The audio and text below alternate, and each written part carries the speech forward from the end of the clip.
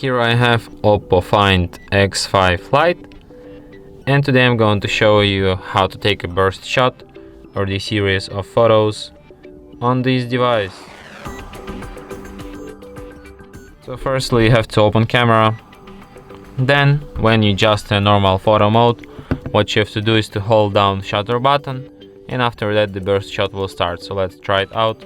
So I just hold it, taking the burst shot. So as you can see right now I took like 20 shots.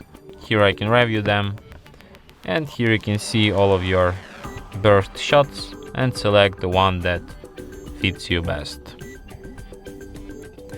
So yeah, and that's it. Thanks for watching.